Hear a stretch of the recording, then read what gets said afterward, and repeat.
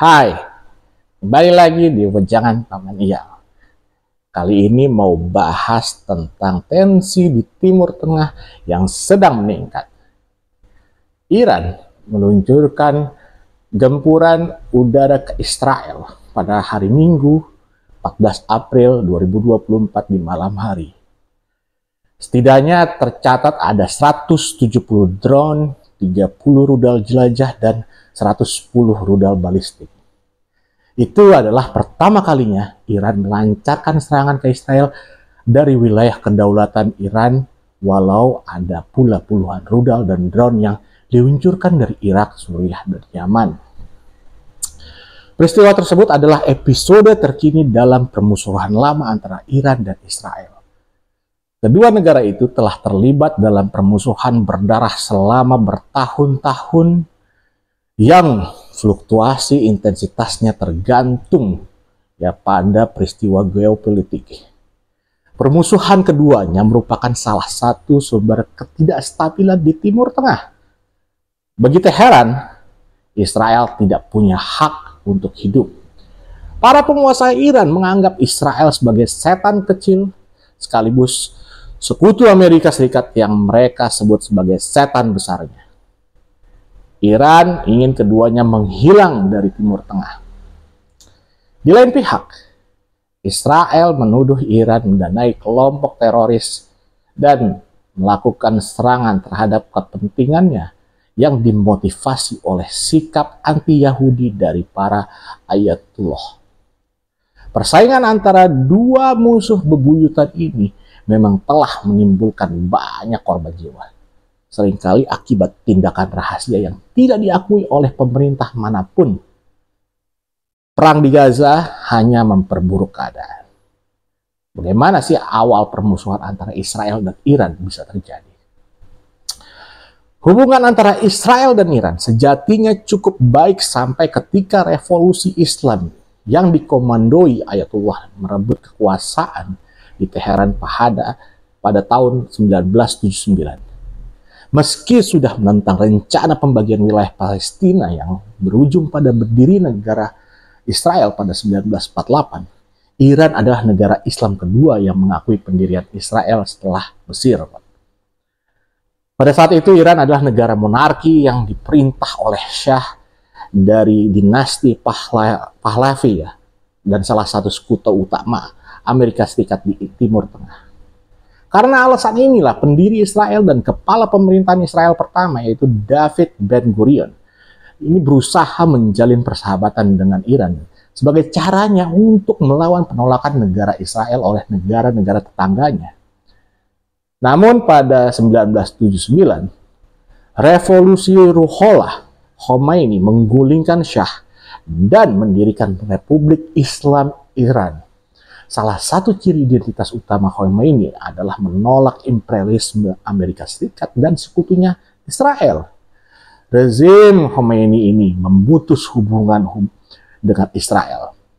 Tidak lagi mau mengakui keabsahan paspor warga negara Israel, serta menyita bangunan kedutaan Israel di Teheran untuk diserahkan kepada Organisasi Pembebasan Palestina atau PLO. Yang pada saat itu pemimpin perlawanan Palestina terhadap pemerintah Israel. Jadi memimpin dia. Ada beberapa pendapat. Salah satunya mengatakan bahwa permusuhan antara Israel ada pilar rezim baru Iran karena banyak pemimpinnya telah mengikuti pelatihan dan berpartisipasi dalam perang gerilya bersama milisi Palestina di tempat-tempat seperti Lebanon. Mereka punya simpati yang besar pada Palestina. Selain itu, Iran yang baru ingin memproyeksikan dirinya sebagai kekuatan pan-Islam dan mengangkat perjuangan Palestina melawan Israel yang telah ditinggalkan oleh negara-negara Muslim Arab. Dengan demikian, Khomeini mulai mengklaim perjuangan Palestina sebagai perjuangannya sendiri. Sejak itu, demonstrasi besar-besaran pro-Palestina dengan dukungan resmi pemerintah Iran menjadi hal biasa di Teheran. Diketahui bahwa di Israel permusuhan terhadap Iran baru dimulai pada akhir 1990-an. Karena sebelumnya, Irak di bawah pemerintahan Saddam Hussein dianggap sebagai ancaman regional yang lebih besar pada saat itu. Buktinya, pemerintah Israel pernah menjadi salah satu negara yang memungkinkan terjadinya intra-Iran kontra, yaitu program rahasia dari Amerika Serikat untuk mengalihkan senjata ke Iran, sehingga dapat digunakan dalam perang Iran melawan Irak antara tahun 1980 dan 1988. Namun seiring waktu berjalan, Israel mulai melihat Iran sebagai salah satu ancaman utama bagi keberadaannya. Permusuhan antara keduanya lantas berkembang dari perkataan hingga menjadi perbuatan. Selanjutnya, ada terjadi sebuah perang bayangan antara Israel dan Iran. Ketika Iran berhadapan dengan Arab Saudi, kekuatan regional besar lainnya, Iran menyadari bahwa dirinya adalah negara Persia dan Syiah di kawasan yang mayoritas berpenduduk Arab dan Sunni. Rezim Iran ini mulai menyadari keterasingannya dan mulai mengembangkan strategi yang bertujuan untuk mencegah musuh-musuhnya suatu hari bisa menyerang di wilayahnya sendiri. Iran kemudian menciptakan jaringan organisasi yang bersekutu dengan Teheran guna melakukan aksi-aksi bersenjata yang menguntungkan kepentingannya tentunya. Hizbullah di Lebanon yang diklasifikasikan sebagai kelompok teroris Amerika Serikat dan Uni Eropa adalah kelompok yang paling menonjol. Saat ini kelompok-kelompok yang disebut poros perlawanan dari Iran berada di Lebanon, Suriah, Irak, dan Yaman.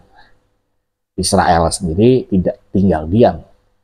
Tel Aviv telah melancarkan serangan serta tindakan permusuhan lainnya dengan Iran dan sekutunya. Seringkali di negara ketiga yang mendanai dan mendukung kelompok bersenjata pro-Iran.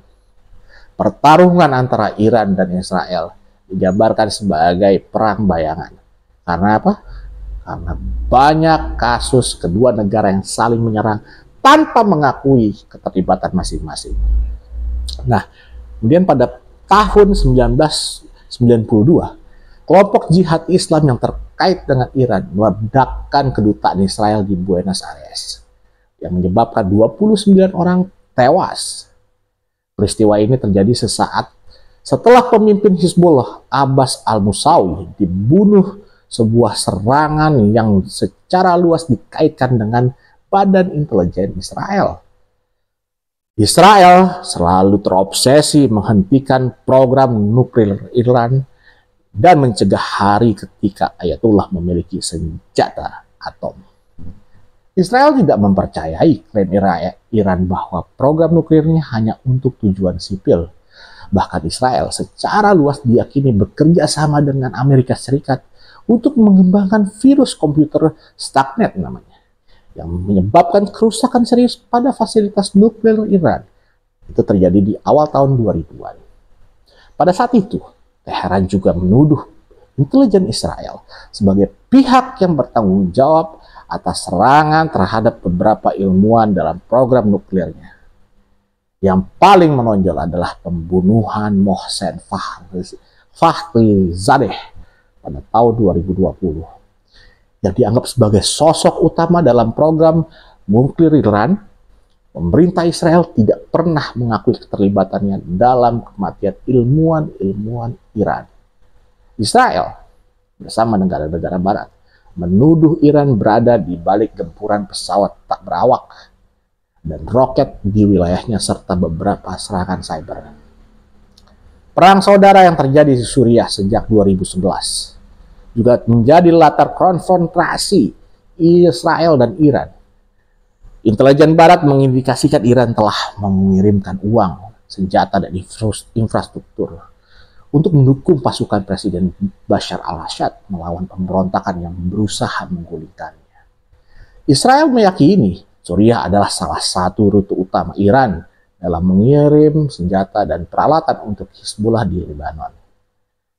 Menurut sebuah portal berita intelijen Amerika Serikat, Stratfor, Israel dan Iran melakukan tindakan di Suriah yang bertujuan saling menghalangi dalam melancarkan serangan skala besar.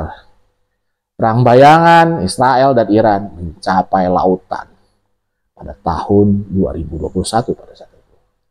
Tahun itu, Israel menyalahkan Iran atas serangan terhadap kapal-kapal Israel di Teluk Oman.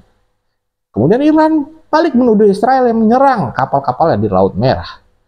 Kemudian ada peristiwa terjadinya serangan Hamas ke Israel. Setelah serangan milisi Palestina Hamas ke Israel terjadi pada 7 Oktober 2023 yang dibalas oleh Israel dengan serangan militer besar-besaran ke Gaza. Para analis dan berbagai negara mulai risau bahwa pertikaian tersebut dapat memicu reaksi berantai di wilayah tersebut, serta konfrontasi terbuka antara Iran dan Israel. Terbukti bentrokan antara pasukan Israel dan milisi yang diduga terkait dengan Hizbullah di perbatasan Lebanon telah meningkat dalam beberapa bulan terakhir.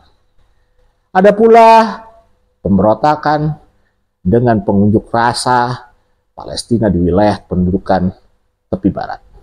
Namun, yang paling signifikan adalah gempuran terhadap konsulat Iran di Damaskus yang menewaskan sejumlah perwira militer Iran, termasuk komandan pasukan Quds Muhammad Reza Zahedi. Sebelum terjadi serangan Iran ke Israel, baik Iran maupun Israel berhasil menghindari peningkatan permusuhan dan pertempuran dalam skala besar. Hal itu berubah dengan peluncuran drone dan rudal oleh Teheran. Kini semua mata tertuju pada Israel. Akankah negara itu melancarkan serangan balasan ke Iran dan menciptakan perang besar-besaran di Timur Tengah? Ketegangan di Timur Tengah kian meningkat setelah Iran melancarkan ratusan drone peledak dan rudal ke Israel. Ini mungkin merupakan balasan Iran terhadap serangan Israel ke kompleks kedutaan mereka di Suriah pada saat itu. Sorotan dunia kini tertuju pada cara Israel merespon serbuan rudal tersebut.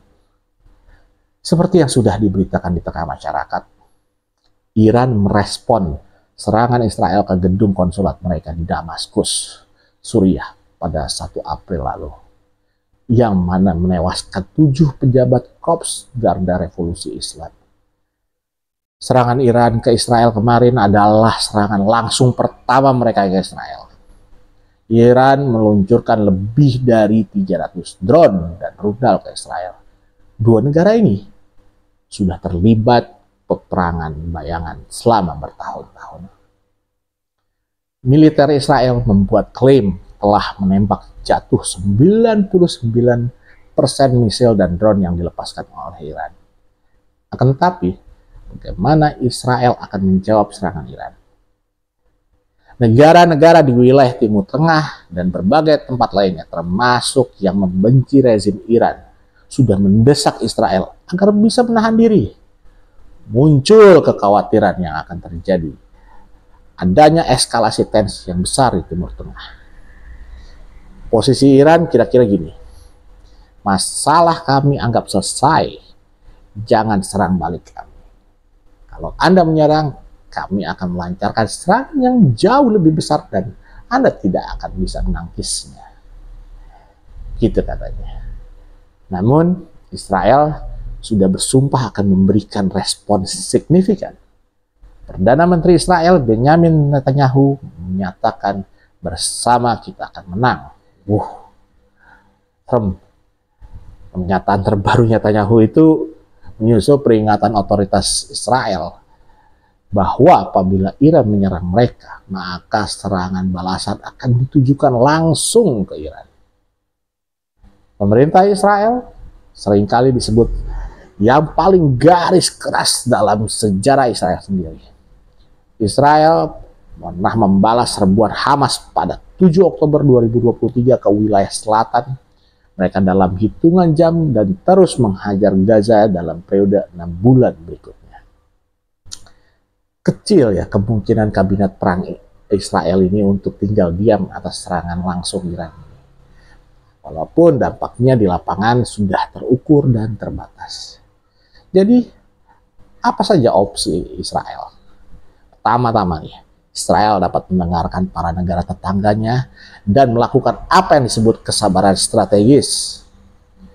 Alih-alih membalas Iran dengan hal yang setimpal, Israel dapat melanjutkan serangan ke sekutu bayangan Iran di wilayah seperti Hizbullah di Lebanon atau gudang-gudang perlengkapan militer di Suriah seperti yang mereka sudah lakukan bertahun-tahun belakangan.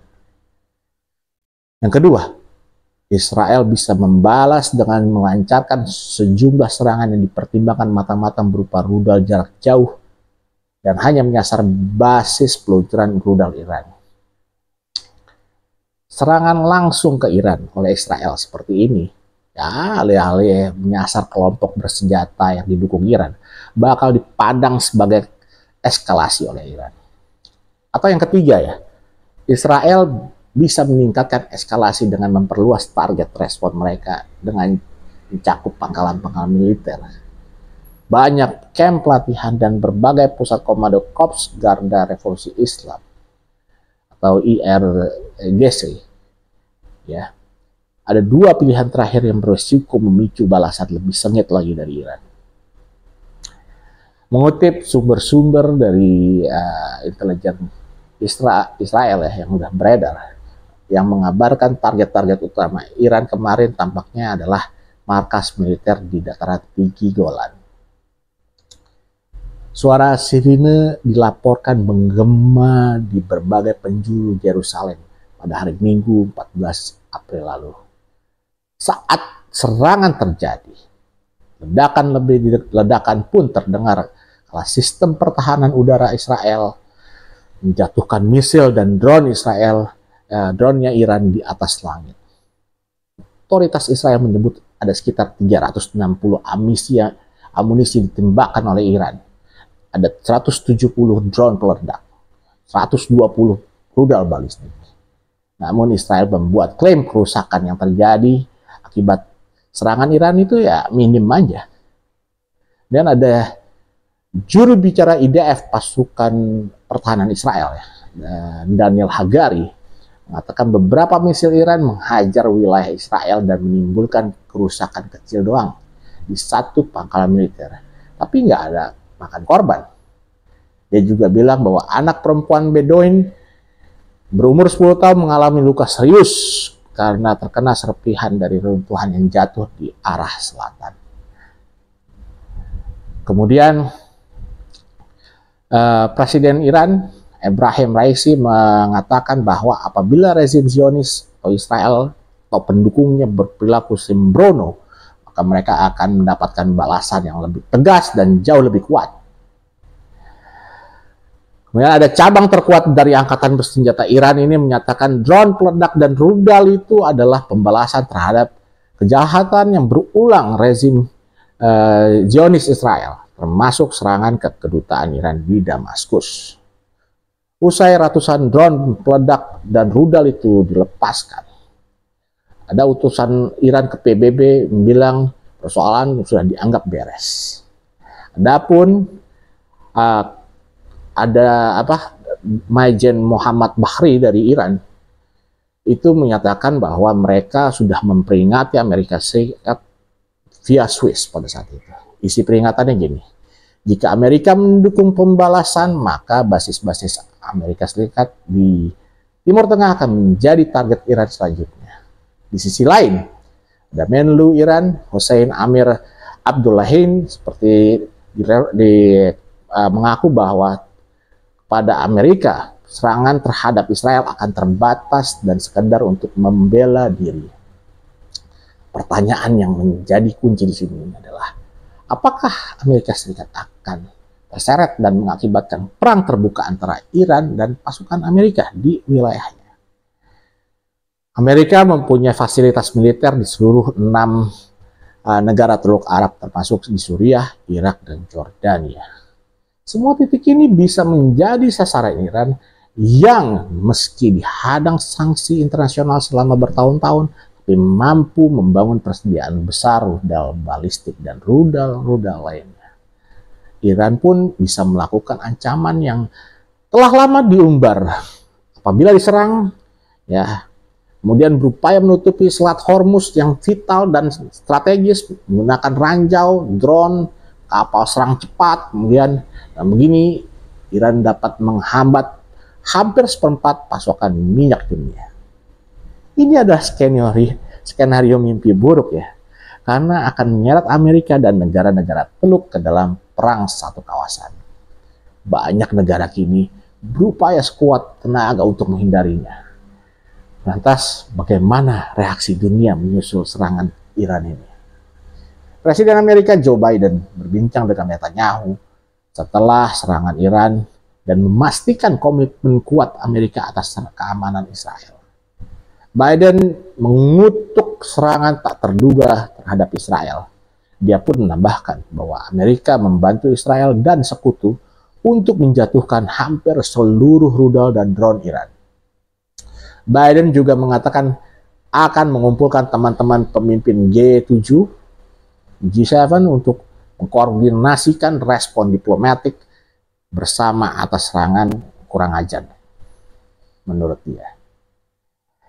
Pemimpin Dewan Keamanan PBB, Vanessa Frazier, secara terpisah mengatakan pihaknya menjadwalkan pertemuan darurat atas serangan Iran. Ada sebuah pernyataan dari Sekjen PBB, Antonio Guterres. Dia bilang gini, saya secara keras mengutuk eskalasi serius yang direpresentasikan serangan berskala besar terhadap Israel oleh Iran. Dia juga menyerukan bahwa gencatan senjata sesegera mungkin dan agar semua pihak bisa menahan diri secara maksimal. Kemudian ada juga dari Perdana Menteri Inggris, Rishi Sunak, yang menyebutkan serangan Iran sembrono, sementara ada Kepala Urusan Luar Negeri Uni Eropa, Joseph Borrell, mengatakan bahwa ini adalah ancaman luar biasa bagi keamanan Timur Tengah. Kemenlu Cina mendesak semua pihak agar menahan diri. Cina melabeli serangan Iran sebagai imbas teranyar dari konflik Gaza. Adapun Kemenlu Rusia menyatakan keprihatinan luar biasa atas eskalasi yang berbahaya ini. Prancis sendiri menyarankan warganya yang berada di Iran untuk sementara angkat kaki dulu dari sana ya, karena adanya eskalasi militer. Dan ada Paus Fransiskus dalam pidato publiknya di Vatikan menyuarakan permohonan dari hati agar semua pihak bisa menahan tindakan apapun yang dapat memicu berkembangnya kekerasan yang beresiko menyeret Timur Tengah ke konflik yang lebih besar. Ketegangan di Timur Tengah kian meningkat sejak serangan Hamas pada 7 Oktober 2023 menyerang Israel dan menewaskan 1.200 orang. Operasi militer Israel di Gaza usai peristiwa itu di sisi lain telah membunuh sekitar 33.000 orang. Sebagian besar korban itu adalah warga sipil. Ada juga agen mata-mata Israel Mossad membuat klaim bahwa pihaknya berunding dengan Hamas dan menolak proposal yang diajukan mediator dalam negosiasi perdamaian. Mossad dalam pernyataannya ini mengatakan bahwa hal ini pembuktian pemimpin Gaza dari Hamas, yaitu Yahya Sinwar, tidak menginginkan perjanjian humaniter dan mengembalikan para sandera, dan terus mengeksploitasi ketegangan dengan Iran. Pada hari Sabtu 13 April, Hamas mengukuhkan tuntutannya untuk gencatan senjata secara permanen di Gaza, penarikan pasukan Israel yang seutuhnya dari jalur Gaza, kemudian pengembalian warga Palestina yang terusir dari rumahnya akibat perang, dan peningkatan bantuan kemanusiaan ke wilayah tersebut. Amerika katanya nggak akan ikut dalam serangan balasan ke Iran. Kendati membantu menjatuhkan sebagian besar drone dan rudal serta mengutuk serangan Iran, Gedung Putih memperingatkan Israel bahwa Amerika tidak akan berpartisipasi dalam serangan balasan ke Iran dalam bentuk apapun. Ada pejabat senior Amerika yang mengatakan bahwa Presiden Biden meminta Perdana Menteri Netanyahu untuk berpikir secara matang dan strategis tentang bagaimana pasukannya membalas serangan langsung ke Iran yang baru kali ini terjadi. Pejabat yang sama menambahkan, pemerintahan Biden meyakini Israel menang telak dalam perseteruan yang dimulai dari serangan mereka ke kedutaan Iran di Damaskus yang menewaskan 7 pejabat Iran. Amerika juga membuat klaim operasi melumpuhkan 99 drone dan rudal Iran memperlihatkan keunggulan militer Israel dibandingkan Iran. Pesawat dan armada laut Amerika menjatuhkan puluhan proyektil Iran pada saat serangan terjadi. Lebih dari 80 drone dan setidaknya 6 rudal balistik dijatuhkan pesawat dan kapal perang Amerika atau pasukan pertahanan udara lewat Irak pada saat itu. Pusat Komando Militer Amerika dalam data terbarunya mengatakan jumlah ini termasuk 7 drone dan rudal balistik yang baru hendak diluncurkan dari Yaman. Biden dan Netanyahu berkomunikasi saat emosi membesar setelah 100 rudal balistik Iran secara bersamaan terbang menuju Israel. Dalam perbincangan, kedua pemimpin negara mendiskusikan bagaimana caranya melambatkan situasi dan berpikir matang. Disinilah Biden menekankan bahwa Israel sudah menang. Meski begitu, pejabat tadi menolak, mengatakan bahwa Gedung Putih memperingatkan Israel untuk tidak bereaksi secara signifikan. Dia menyebut ini adalah perhitungan yang harus dilakukan Israel sendiri. Ada juru bicara keamanan nasional Amerika, John Kirby, yang berulang kali menyebutkan dalam sebuah wawancara bahwa negaranya itu sudah mempertegas kepada Israel untuk menghindari konflik yang lebih besar. Nah, ada pesan yang sama yang juga disampaikan Amerika lewat kanal diplomatik. Kirby dan pejabat yang nggak mau disebutkan namanya mengatakan bahwa Amerika akan terus membela Israel, tetapi menolak berpartisipasi dalam respon Israel apapun itu katanya. Di Amerika sendiri, posisi ini menuai kritik dan para legislator dan mantan pejabat dari berbagai sisi politik. Perwakilan Partai Republik Ohio, Mike Turner, yang mengetuai Komite Intelijen Parlemen, menyebut bahwa pernyataan Kirby untuk mengurangi eskalasi konflik adalah salah. Kondisinya sudah bereskalasi dan pemerintahan Amerika perlu menanggapi, katanya. Kemudian ada juga John Bolton yang sebelumnya menjabat sebagai penasihat keamanan nasional Amerika di bawah pemimpinan Donald Trump, itu mengatakan bahwa Amerika harus bergabung dengan Israel apabila mereka melakukan serangan balasan program nuklir Iran. Kalau saya sih rasa ya, Israel dapat menghancurkan dan merusak sebagian dari program itu secara substansial, gitu. Kalau nggak keseluruhan ya. Nah kemudian, kalau boleh jujur, Israel sendiri sudah siap menyerang program nuklir Iran. Nah, Amerika harus dengan kepala tegak bisa bergabung, katanya begitu. Adapun Mike Johnson yang menjadi pemimpin di Parlemen Amerika mengatakan bahwa pihaknya akan kembali mencoba mengesahkan bantuan militer ke Israel setelah negara itu diserang Iran. Upaya-upaya tersebut untuk mengirimkan bantuan lebih ke Israel terganjal setelah Demokrat pada saat itu menyerukan paket bantuan untuk harus mencakup bantuan ke Taiwan dan ke Ukraina. Mick Mulvaney, mantan Wakil Menteri Pertahanan Amerika untuk Timur Tengah, mengatakan bahwa bantuan untuk Israel semestinya disahkan tanpa ada penundaan. Kalau bukan karena bantuan keamanan Amerika, kita sudah menghadapi perang wilayah yang besar, katanya gitu. Bantuan itu dan itu untuk Ukraina dan juga Taiwan adalah bagian dari kepentingan nasionalnya Amerika. Itu bukanlah bantuan amal, melainkan bagian dari pertahanan nasional Amerika. Gitu kan. Kemudian apakah akan terjadi nih perang dunia ketiga? Dalam penelusuran saya di jejaring medsos X atau yang dulu dikenal Twitter, salah satu kekhawatiran yang diutarakan netizen Indonesia adalah serangan Iran ini bisa jadi pemicu Perang Dunia Ketiga. Karena eskalasi konflik di Timur Tengah yang kali ini berbeda dari yang pernah ada terjadi. Alasannya, meski Israel sudah pernah menyerang sekutu Iran, ini baru pertama kalinya ya, ini memancing Iran untuk menyerang balik. Namun kalau untuk memicu Perang Dunia Ketiga, kita ini harus tunggu beberapa waktu. Jika harus ada perang, semoga nggak ada ya. Saya pikir sih eskalasi Israel-Iran ini bukan jadi latar belakang, bukan juga pemicu dari perang.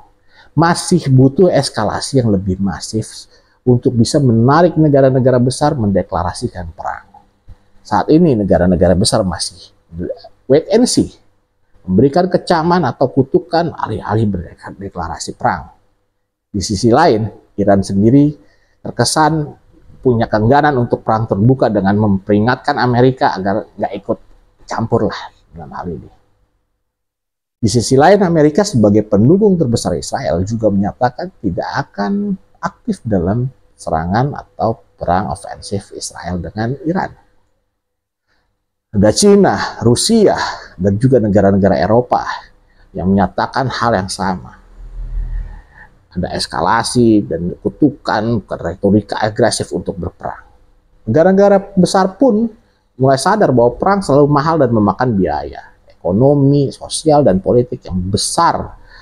Dan nggak ada yang mau berperang tanpa justifikasi yang benar-benar jelas.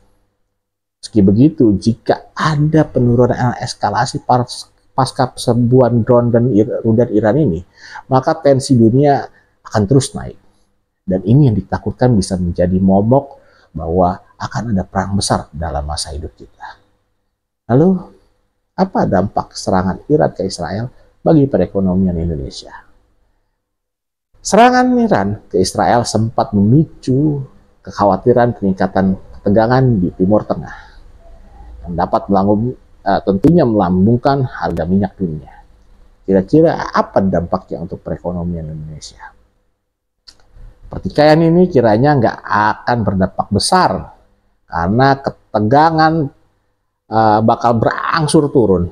Ya, dampak atau situasi ketidakpastian di tengah konflik yang bisa kita rasakan secara langsung adalah harga minyak dunia. Tapi ini juga nggak akan berlangsung lama. Dampak ekonomi baru akan terlihat secara signifikan jika Israel memutuskan untuk menyerang balik Iran.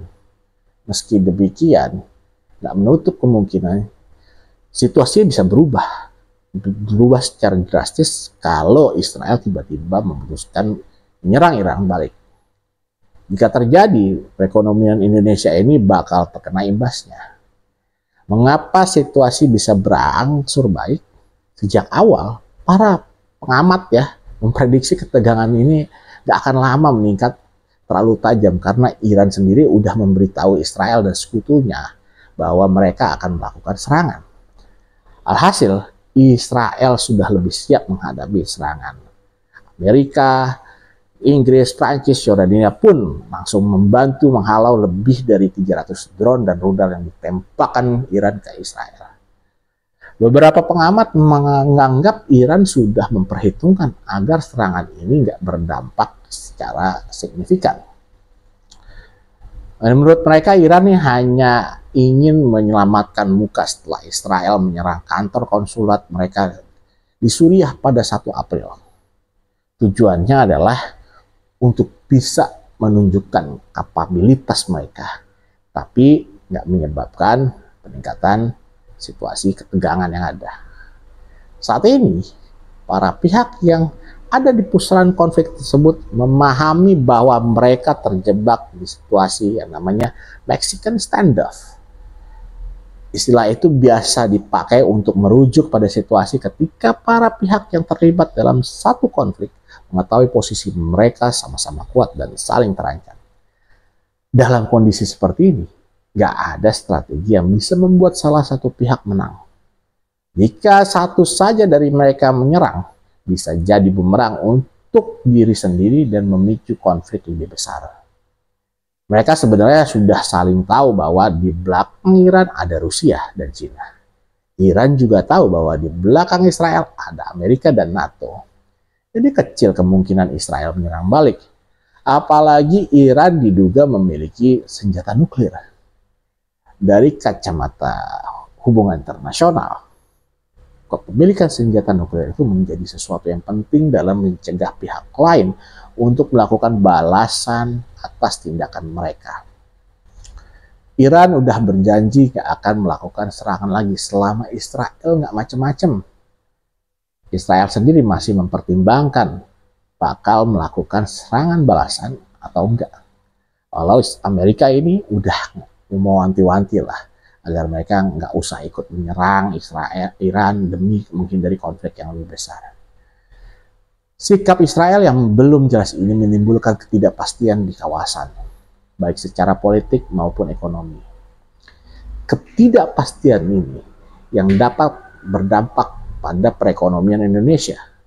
Walaupun nggak signifikan, dampak ketidakpastian yang bisa kita rasakan secara langsung itu jelas harga minyak dunia. Tapi ini juga nggak akan berlangsung lama ya, karena ya akan ada spike. Tapi spike-nya mungkin paling lama sebulan atau 2 bulan, mungkin. Prediksinya gitu. Ya meski demikian nggak menutup kemungkinan bahwa kondisi tiba-tiba memburuk karena salah satu pihak, ya kan, tiba-tiba melancarkan serangan lebih lanjut. Ya, apa dampak ekonomi jika ketegangan tiba-tiba meningkat? Jika kemungkinan terburuk terjadi dan perang pecah, yang paling dikhawatirkan balik lagi, harga minyak dunia pasti naik. Iran memang masuk daftar 10 besar penghasil minyak terbesar ya di dunia. Negara itu juga berada di Timur Tengah, kawasan yang kaya akan minyak. Tapi harga minyak bakal naik bukan karena pasokannya berkurang akibat perang, tapi lantaran jalur perdagangannya pasti terganggu. Di selatan Iran, membentang Selat Hormuz yang merupakan jalur perdagangan minyak paling penting di dunia. Sekitar 1/5 produksi minyak global mondar-mandir tuh di Selat Hormuz setiap harinya. Nah, ini bisa dilihat pada data Badan Informasi Energi Amerika Serikat. Pada 2018, distribusi minyak melalui Selat Hormuz mencapai 21 juta barrel per hari. Angka ini setara sekitar 21% konsumsi minyak global. Dan apa pengaruhnya ke Indonesia? Ya kan? Indonesia sebagai negara importer minyak akan terkena imbasnya. Harga BBM bakal meroket naik, yang kemudian diikuti dengan kenaikan harga komoditas lainnya. Dampak langsungnya bagi Indonesia adalah kalau pemerintah mempertahankan harga BBM di level yang sekarang, maka beban subsidinya pasti akan besar sekali naiknya. Pemerintah harus menambah anggaran untuk subsidi BBM sekitar 50 triliun sampai 110 triliun. Nah, proyeksi ini pengeluaran pemerintah akan lebih besar ketimbang pendapatan dari pajak. Kondisi ini dikenal dengan istilah defisit fiskal. Kalau sudah 50 triliun sampai 100 triliun, artinya beban fiskal atau defisit fiskal yang sebelumnya APBN 2024 itu di antara 2,3 sampai 2,4. Nah, defisit bisa 2,8 sampai 2,9%. Situasi ini pasti akan membuat was-was ya. Investor bakal pada kabur karena mereka nggak yakin Indonesia bisa menekan defisit fiskal pada 2025. Akibatnya, nilai rupiah akan semakin turun. Nah, saat ini aja nilai tukar rupiah nih terhadap dolar Amerika udah tembus 16.000. Kemungkinan dampak yang terjadi jika pemerintah nanti harus menaikkan harga BBM non-subsidi, bahkan hingga tarif dasar listrik dan LPG untuk mengimbangi ongkos subsidi. Harga pangan dan komoditas lainnya bisa meningkat. Seperti BBM, listrik, dan gas merupakan komoditas paling penting dalam proses produksi yang dilakukan oleh produsen. Nah, jika tarif komoditas itu naik, maka biaya produksinya juga bisa meningkat. Produsen pun dapat membebankan kenaikan itu ke masyarakat dengan cara menaikkan harga barang yang mereka produksi. Ketika harga barang secara umum naik secara terus-menerus, inflasi akan meningkat. Bisa kita prediksi angka inflasi Indonesia bisa mencapai 5%, naik dari 2,61% pada 2023. Inflasinya naik terlalu tinggi. Efeknya adalah ke daya beli masyarakat. Sebenarnya daya beli masyarakat di kelompok menengah ini rentan, ya kan? Karena sedang tertekan oleh berbagai kenaikan harga pangan. Kemudian suku bunga juga naik. Bayar kredit makin sulit. Ketika harga-harga mulai naik dan inflasi meningkat, Bank Indonesia ini biasanya menaikkan suku bunga acuannya. Nah, ketika bunga tinggi, konsumsi masyarakat diharapkan menurun. Imbasnya, permintaan terhadap barang menurun dan peredaran uang berkurang. Sesuai hukum pasar, kalau permintaan barang landai, harga akan cenderung merosot. Hasilnya inflasi juga bisa turun. Namun, kebijakan ini dapat menekan warga yang sedang berupaya melunasi berbagai cicilan. Mereka yang memiliki cicilan kendaraan bermotor, cicilan KPR dengan bunga yang floating, atau dengan bunga yang mengambang, itu langsung akan kena dampaknya. Karena bunga tingginya akan bertahan lebih lama. Apa kira-kira yang bisa dilakukan pemerintah? Setelah mengidentifikasi berbagai masalah yang mencuat di ketegangan kawasan Timur Tengah, ya, ada sejumlah cara yang dapat menjadi solusi buat pemerintah. Untuk bisa meredam inflasi, pemerintah ini harus bisa melakukan dua opsi intervensi. Yang pertama, mengatasi inflasi di sektor lain agar dapat meredam dampak inflasi di sektor energi bagi masyarakat. Kalau kita bisa ambil contoh ya, siasat yang waktu itu diambil oleh Presiden Jokowi pada Agustus 2022. Pada saat itu, banyak pihak yang khawatir inflasi akan menyentuh angka 10% karena harga BBM naik. Jokowi lantas meminta masyarakat untuk menanam cabai, ya kan, komoditas yang menyumbang inflasi tinggi 6 bulan sebelumnya. Jika persediaan cabai cukup, maka harga di pasaran akan turun. Kita lihat imbasnya di bulan Oktober. Harga cabai sudah deflasi, padahal di bulan September harga BBM disesuaikan naik. Hasilnya inflasi Indonesia pada saat itu tetap di bawah 6%. Intervensi yang kedua adalah mengurangi dampak inflasi dari luar negeri, yaitu kenaikan harga minyak dunia yang pada akhirnya berpengaruh pada harga-harga komoditas impor lainnya. Untuk itu antisipasinya gimana? Pemerintah ini bisa mengidentifikasi produsen-produsen yang memiliki komponen impor tinggi dan dampak ekonominya besar. Jadi nggak semua produsen.